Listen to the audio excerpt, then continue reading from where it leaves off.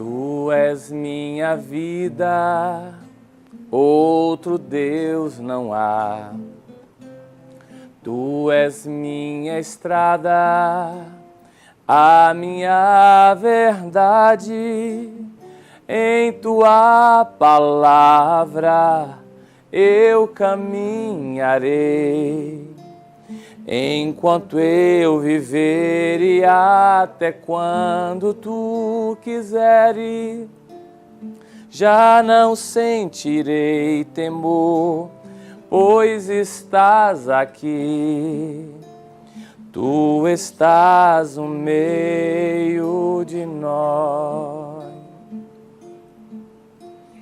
Creio em ti, Senhor, vindo de Maria, Filho eterno e santo, homem como nós. Tu morrestes por amor, vivo estás em nós.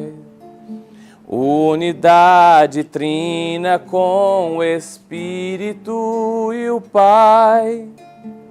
E um dia eu bem sei, tu retornarás e abrirás o reino dos céus. Tu és minha força, outro Deus não há. Tu és minha paz, minha liberdade.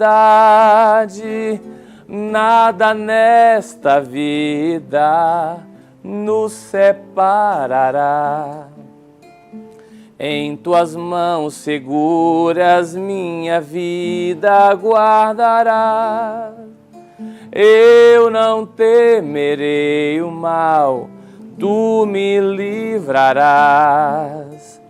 e no teu perdão viverei. Ó Senhor da vida, creio sempre em ti. Filho Salvador, eu espero em ti. Santo Espírito de amor, desce sobre nós. Tu de mil caminhos nos conduzes a uma fé, e por mil estradas onde andarmos nós, qual semente nos levará? Qual semente nos levará? Bom dia, meu irmão, bom dia, minha irmã. Seja bem-vindo a mais um programa Razões da Fé. Bom dia, Rondinei. Bom dia. Que alegria estarmos aqui iniciando esse dia de oração, justamente nesse dia no qual nós vamos falar um pouco sobre a Palavra de Deus, falar um pouco sobre a doutrina. Teremos um convidado muito especial conosco. Isso nos engrandece muito, nos alegra por ter essa experiência de comunhão. E nós queremos iniciar o nosso dia juntos, dizendo, em nome do Pai, do Filho e do Espírito Santo. A graça de nosso Senhor Jesus Cristo, o amor do Pai e a comunhão do Espírito Santo estejam sempre convosco. Tu seja Deus que nos reuniu no amor de Cristo. Todas as quintas-feiras, o nosso programa vai ter essa tônica bíblica e pastoral.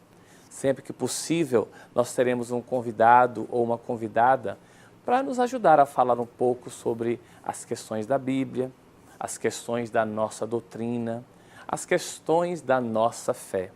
Não à toa que o nosso programa se chama Razões da Fé, para que nós que temos fé possamos entender quais são os fundamentos desta fé que professamos, quais são os fundamentos da nossa vida em Deus. É muito bom crer, é ter aquela paixão interior, mas também se faz necessário ter consciência, compreender os ensinamentos da igreja, que tem como base a palavra de Deus, a rica tradição da nossa igreja e, com certeza, o ofício, o ministério do Papa e dos bispos, o chamado magistério da igreja, que tem como justamente o carisma de proteger, guardar e transmitir o depósito da fé, de modo que as gerações futuras tenham essa mesma fé de forma íntegra, completa. Que bom que você está nos acompanhando, participando conosco.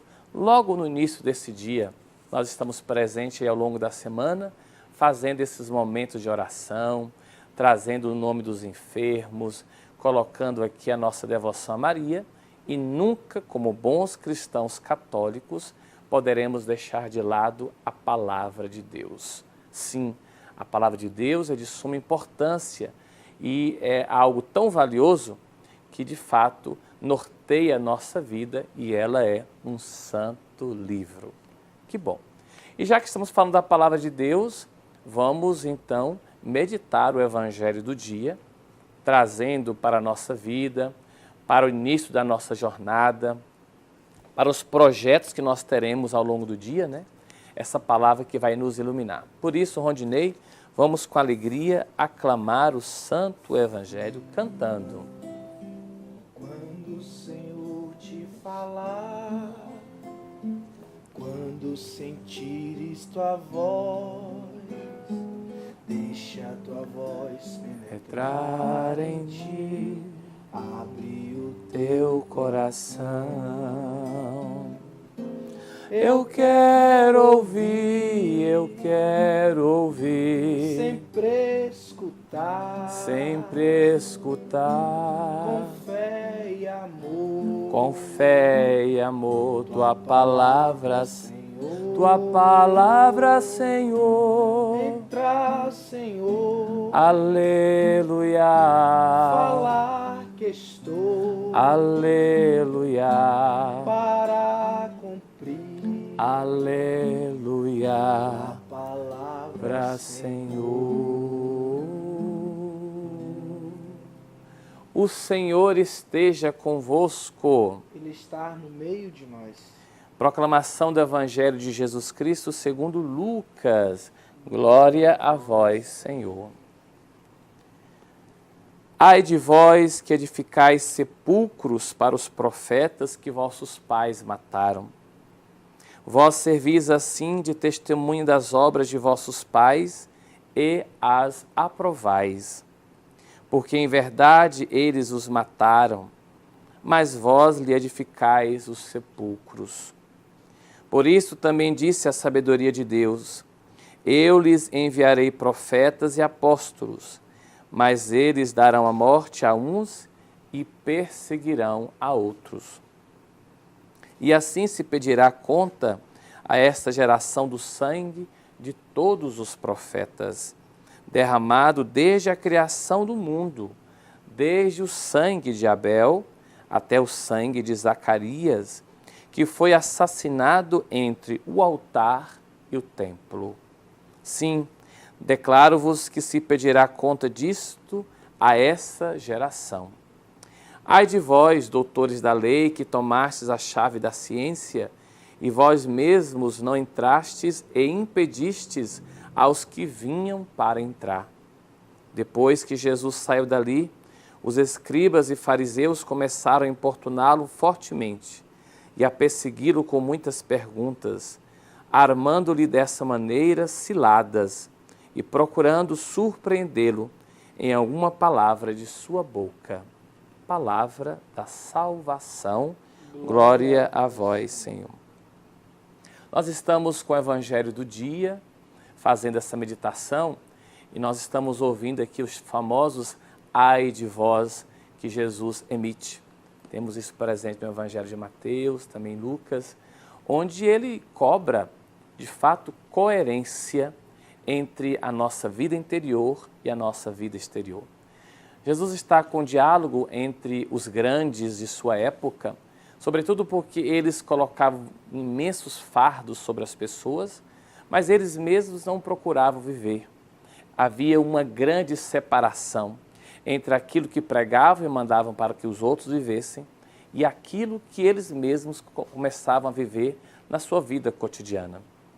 Mas esse grande problema de fé, essa relação entre fé e vida, não era só uma realidade daquela época. Também nos dias atuais e ao longo das gerações, e não só na fé cristã católica, também nas demais fés, nas demais denominações religiosas, também nas dimensões sociais e políticas, o grave problema da coerência entre o que cremos e o que praticamos. Nos preocupa, nesse caso, de falar sobre nós aqui, porque nós temos uma vocação, sermos sal da terra e luz do mundo, sim. Esse canto que nós fizemos agora, Tu és minha vida, outro Deus não há, é um canto de comprometimento. Se Ele é o nosso Senhor, se Ele é o nosso Salvador, se Ele de fato ilumina a nossa vida, Ele deve iluminar de dentro para fora. E onde quer que estejamos, aí em casa, no nosso trabalho, desempregado, sofrendo alguma enfermidade, com algum desafio ou em tua vitória, celebrando a tua vida, quem sabe seja o seu aniversário, em qualquer tempo e circunstância, é preciso que nós tenhamos essa coerência entre a fé pessoal e a fé comunitária, a fé no dia a dia. Nós estamos vendo de forma tão triste o cenário político, que nos faz muitas vezes até pensar que não há mais solução. Mas nós não somos qualquer pessoa. Nós somos homens e mulheres de fé. E por isso mesmo devemos ter renovado em nós a nossa esperança. Mesmo nesse cenário político, onde temos tantas situações de corrupção que nos envergonham, nós não podemos perder de foco que existem pessoas boas, que existem pessoas comprometidas, coerentes, e em grande parte homens e mulheres de fé como você, como eu. Por isso, o ai de vós de Cristo, nunca é demais ouvi-lo. O ai de vós do Senhor é sempre atual, sempre atual. Porque nós também, porque somos inclinados ao mal, por conta da nossa experiência de pecado, nós, vez ou outra, fazemos coisas que não deveríamos fazer. Então vamos pedir ao Senhor Jesus, Ele que tudo sabe, tudo governa, pedir a Ele a graça dessa coerência de vida. Uma coerência de tal forma que as pessoas se sintam atraídas a Jesus, não por nossas palavras somente, mas sobretudo por nosso testemunho. É difícil? Com certeza. Não é tarefa fácil ser coerente. Não é tarefa fácil dar testemunho da nossa fé. Porém, não é impossível, porque para o nosso Deus nada é impossível. E essa colaboração é de mão dupla. Ele nos auxilia com sua graça e nós nos abrimos a essa graça e cooperamos com o nosso bem-querer, com os nossos bons propósitos. Querido irmão, querida irmã, dê cada um de nós razões da fé. É importante ter clareza do que nós cremos para que o mundo perceba que somos iluminadores e, ao mesmo tempo, iluminados pela força do Senhor. Que Deus nos abençoe, nos proteja, nos ilumine e nos faça sempre coerentes naquilo que Ele pretende para a nossa vida. Hoje e sempre, Pai, Filho e Espírito Santo. Amém. Fique agora ainda com os nossos intervalos, já já voltaremos. Vamos conhecer os nossos colaboradores e voltaremos com o nosso bate-papo bíblico. Fique aí, já já eu volto.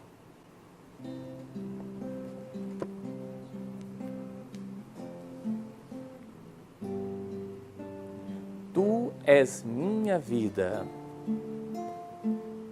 Tu és Minha vida, outro Deus não há. Tu és minha estrada, a minha verdade. Em tua palavra eu caminharei. enquanto eu viver e até quando tu quiseres. Já não sentirei temor, pois estás aqui. Tu estás no meio de nós.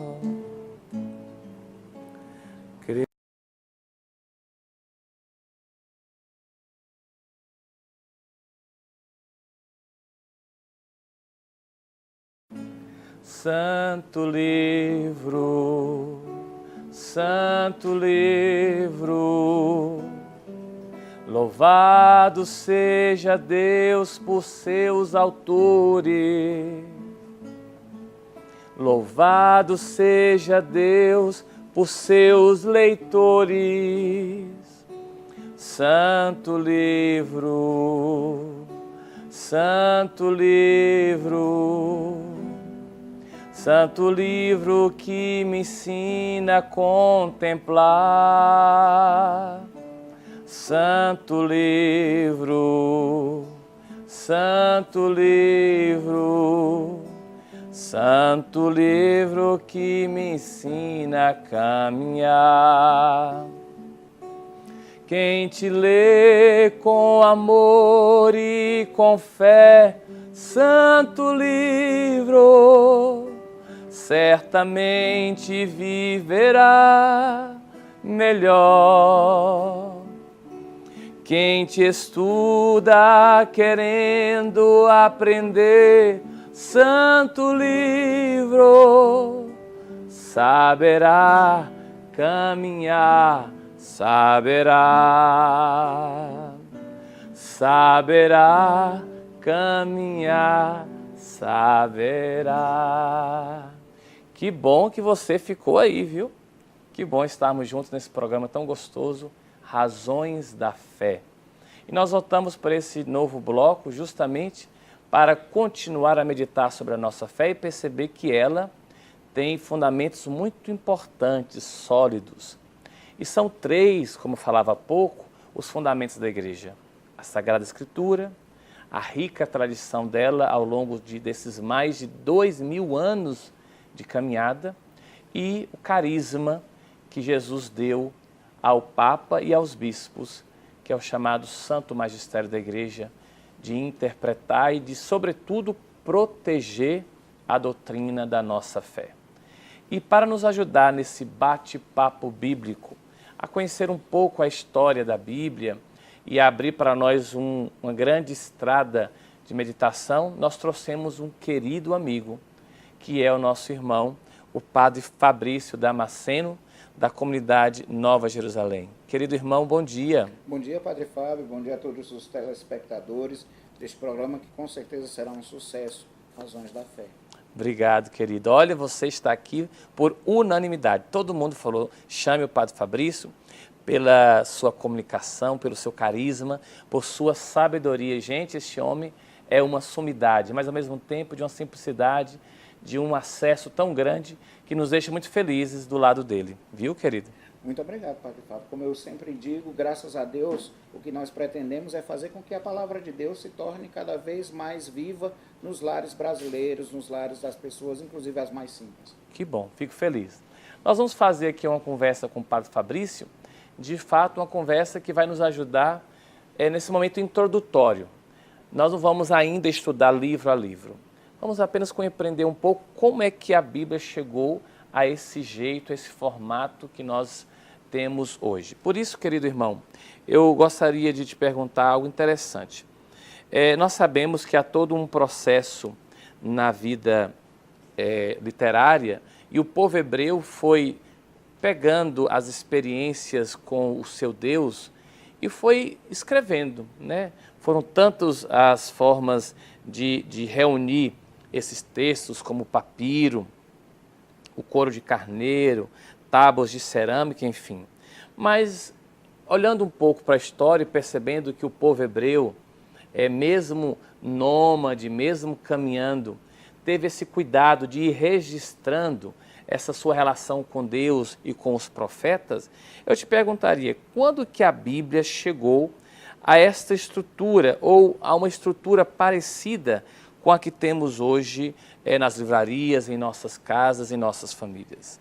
É importante, de verdade, Padre Fábio e todos os nossos telespectadores, a gente perceber uma coisa. Nós percebemos de verdade que a Bíblia ela foi sendo gestada ao longo de séculos. E nós temos praticamente 1.900 anos até mais ou menos ela não chegar da forma como ela está hoje.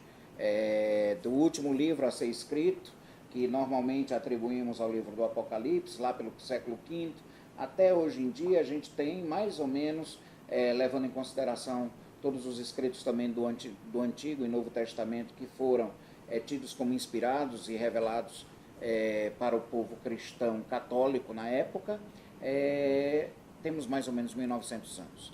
E a gente deve estar prestando atenção que esse jeito da Bíblia, como nós o temos hoje, nos foi dado principalmente a partir da Reforma. Foi dois grandes movimentos da Reforma no século XVI, logo no começo do século XVI, com Lutero e também com a Reforma Católica, que foi feita logo depois da Reforma chamada Protestante, ou chamada também assim de Contra-Reforma.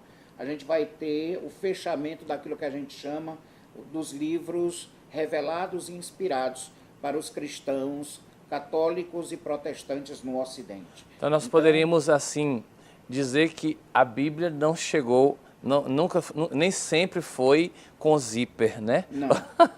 A Bíblia nem sempre teve essa ordem do Gênesis ao Apocalipse. Não. Foram livros escritos depois que foram sendo organizados até chegar a essa estrutura que nós temos hoje, até chegar a estrutura que nós temos hoje.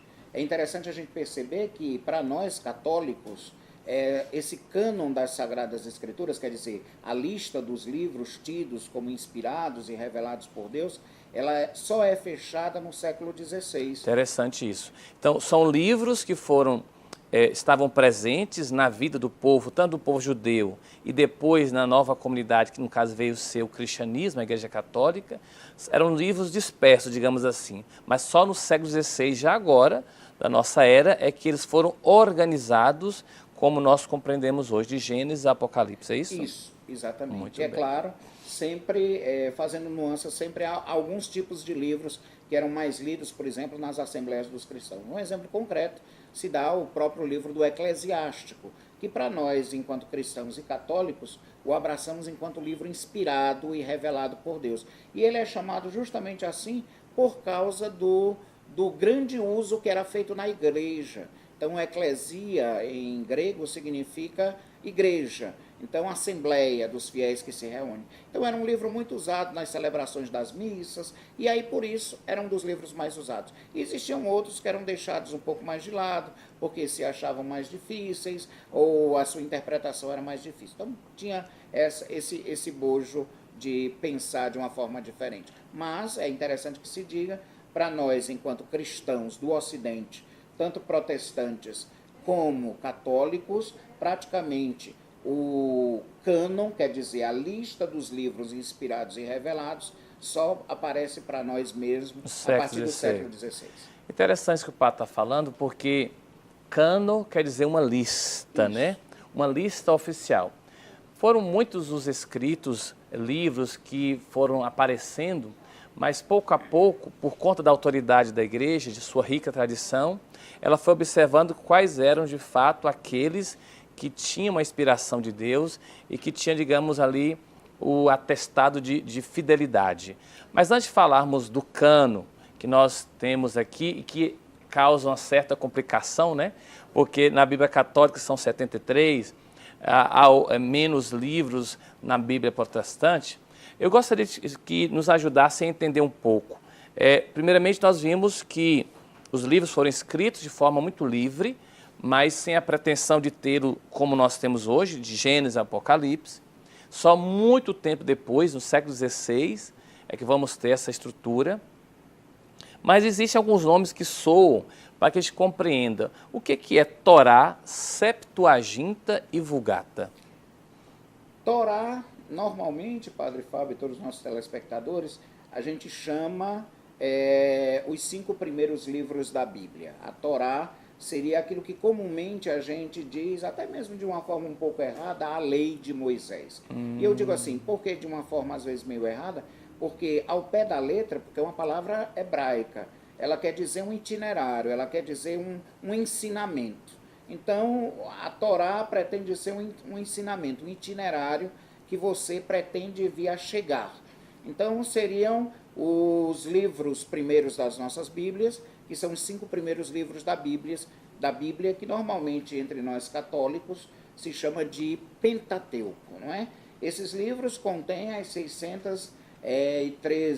613 mandamentos da lei de Deus, com os 234 preceitos que interpretam esses. Vocês estão vendo aí que antigamente escutava só os 10 mandamentos, mas é toda uma riqueza para a história, para o povo, sim, e por isso mesmo há desdobramentos, são os 613. Olha, é mandamento muito, viu? São 613 mandamentos, é interessante perceber, e havia judeus que se gabavam de cumprir os 613 à risca, e achavam que por isso Deus lhes teria o dever de lhes dar a salvação e a permanência consigo por essa observância estrita, né? Um exemplo claro disso é São Paulo, é Paulo, como normalmente também no mundo protestante se diz o apóstolo Paulo. Ele vivia à risca isso, e ele mesmo veio a dizer que considerou tudo isso como um esterco, como algo que não valia a pena em vista da salvação que lhe era dada em Cristo Jesus. Interessante. Então, Torá, essa questão, não é? Os 5 primeiros livros da Bíblia. Podemos dizer que seria o cerne da vida do bom judeu, sim, a compreensão do que Deus lhe fala, ou seja, a Torá. Muito bem. Porque a Bíblia hebraica, ela é composta de 3 partes, Padre Fábio e todos os telespectadores.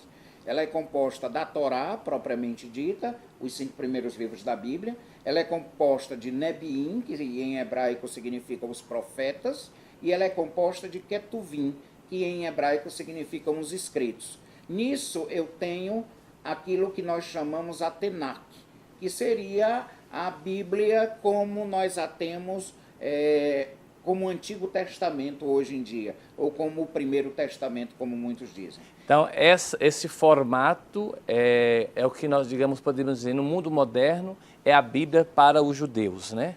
Isso. Torá, Nebiim e Ketuvim. Isso. Muito bem. Então, essa tríade forma a Bíblia hebraica. Que nós, cristãos católicos, chamamos comumente de Primeiro Testamento ou Novo Testamento. Ou Antigo Testamento. Ou Antigo Testamento. Interessante.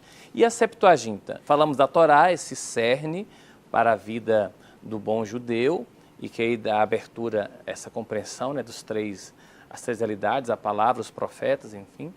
E a Septuaginta? Houve períodos de domínio do povo hebreu, aliás, já na época do período grego, já era o povo chamado judeu. Então, o período de dominação grega foi muito forte no povo judeu.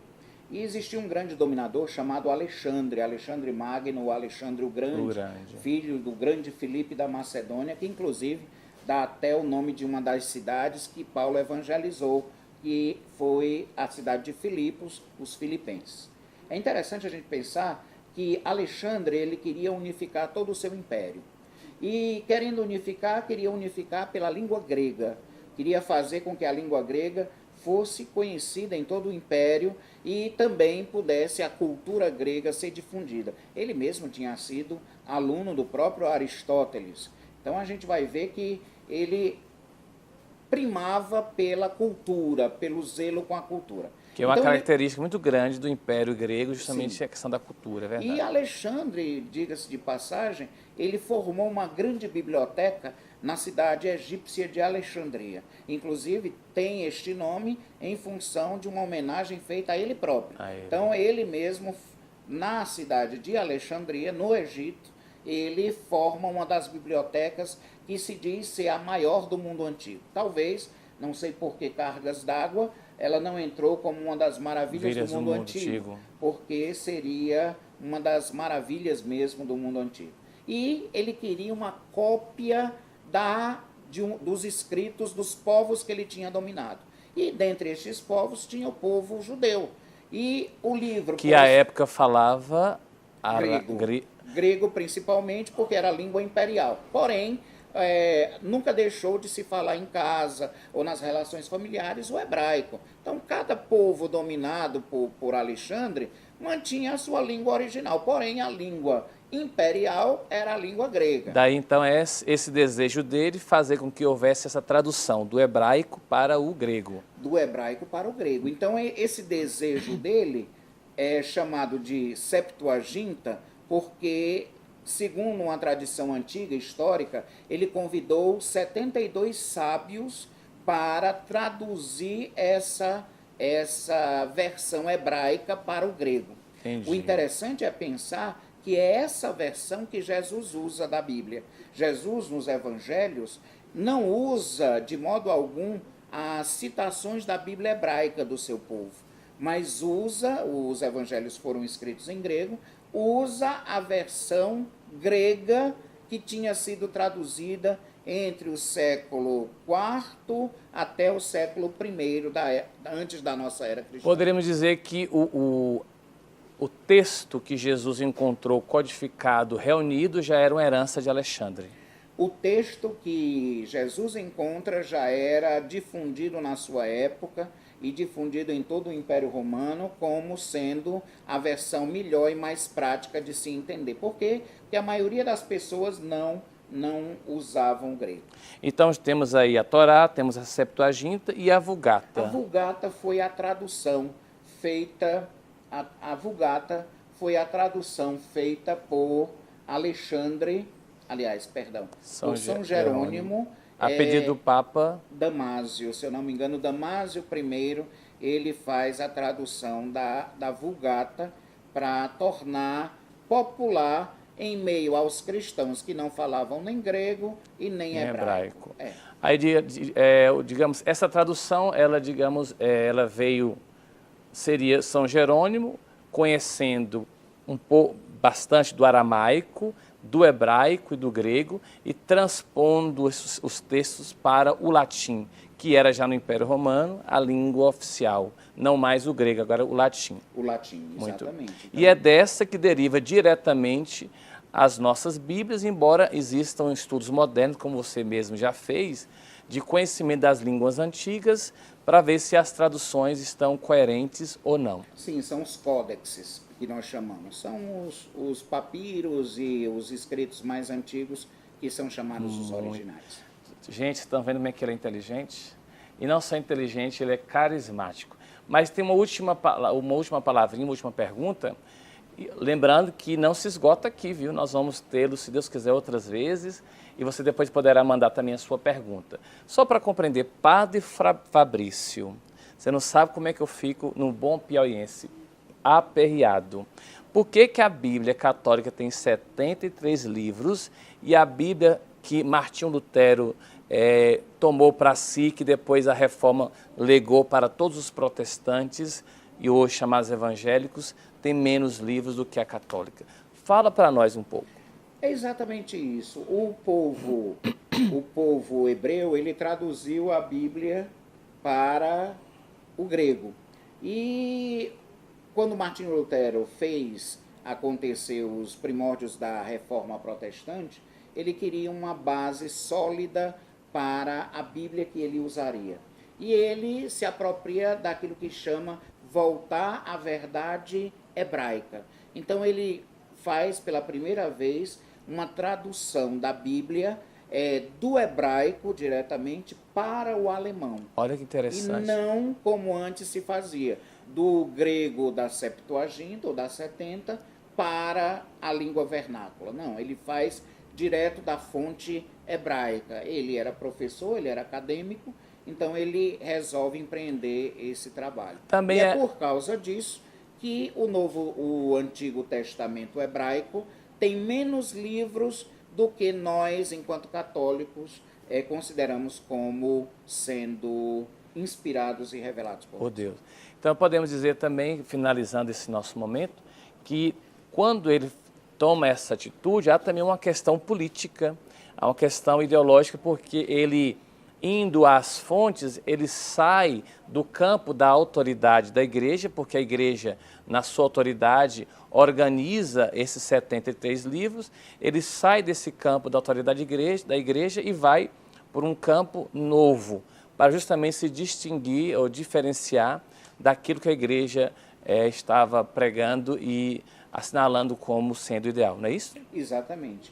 Ele consegue fazer isso porque, normalmente, a autoridade papal ela estava sendo questionada pelos príncipes alemães. Então, a maioria dos historiadores na atualidade diz que realmente, como o senhor mesmo disse, Padre Fábio, foi uma questão política. E por ter sido uma questão política, ele queria se desmembrar disso e talvez, a princípio, ele não queria fazer uma separação tácita de tudo aquilo que ele tinha aprendido, porque ele era monge agostiniano. Então, a gente lembrar disso e pensar que Lutero talvez não quisesse a princípio ser o reformador que depois foi transformado, mas por causa de noções políticas ele foi como que levado a isso, porque antes tinha pregoado nas suas aulas e os próprios alunos pregaram as suas teses, que eram mais de 90, na porta da catedral de sua cidade. Então, quando perguntado a ele se ele tinha dito, uma coisa era se dizer em sala de aula, outra coisa era se dizer de forma pública. Gente, vocês estão vendo? Padre Fabrício é como o baú do Evangelho. Dele nós podemos tirar coisas novas e velhas. Irmão, muito obrigado pela sua participação. Como disse há pouco, você vai voltar, se Deus quiser, em outros momentos. E depois nós vamos também buscar aí as nossas muitas questões, muitas perguntas. Mas eu te peço que fique um pouquinho conosco para concluir esse nosso programa de hoje, pedindo a Deus que abençoe a água que nós já estamos aqui. Prepara a sua água, viu? Vamos abençoá-la para que nós tenhamos um santo e abençoado dia. Vamos lá?